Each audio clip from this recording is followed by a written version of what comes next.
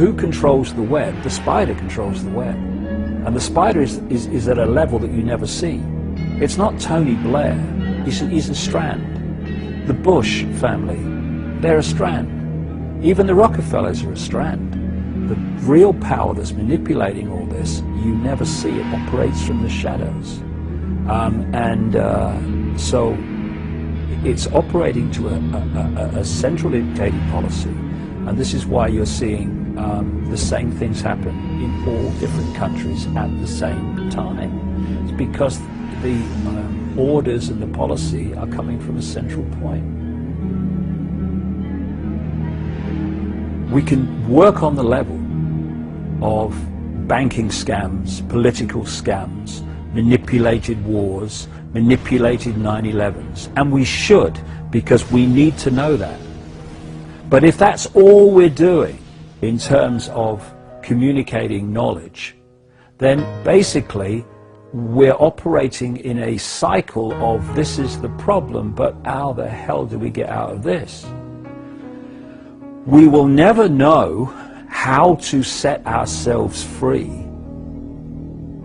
until we understand the nature of who we bloody well are. How do you set yourself free when you don't even know you are? How do you set yourself free when you don't even know the nature of reality that you're living in and manifesting and making happen without your knowledge that you're making it happen? You can't. So alongside the information about the 5 sense level of this conspiracy, if you like, we have to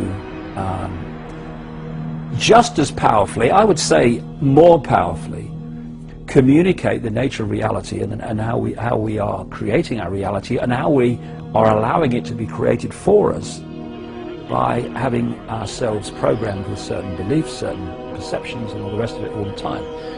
The two must go together, otherwise, we're never going to get out of this. If I tell you that's a computer and you are infinite consciousness, I'm not telling you anything you don't already know. I'm telling you what you've forgotten. Because what happens is you come into this world and with this knowledge suppressed. It's like someone once said, you imagine you come into the world and someone tells you that 2 and 2 equals 5. Your parents tell you that from the earliest age, 2 and 2 equals 5. You then go to kindergarten and nice teachers tell you that 2 and 2 equals 5. You then go to school and teachers at junior school, senior school, they tell you 2 and 2 equals 5. By now, all your mates who've been through the same system, they're telling you 2 and 2 equals 5, and if you say it equals 4, they laugh at you.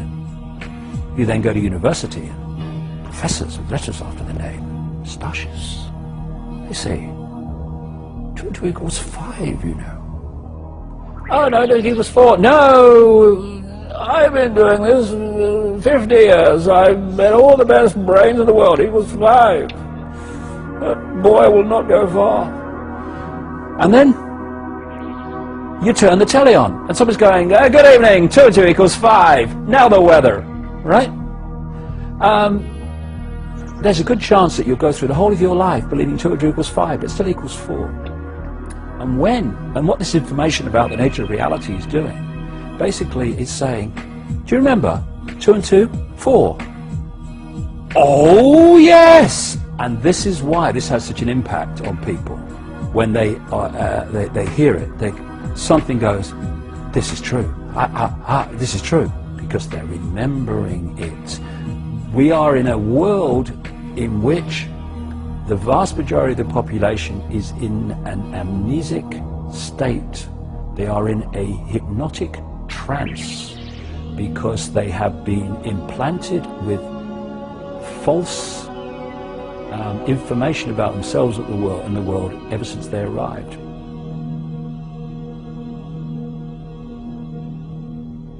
All freedom is our natural and eternal right, not the gift of some dark suit or uniform to decide if it's going to give it to us or not.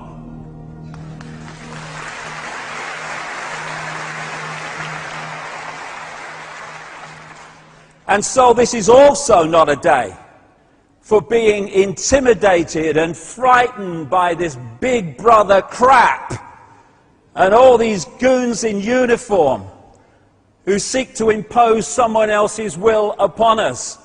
It's just about exposing the way they're seeking to enslave us so we can see the game and therefore not play it. In fact, my attitude to Big Brother can be summed up thus.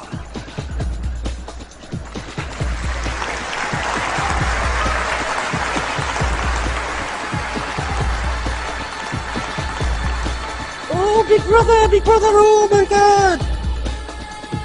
God, sod that for a laugh.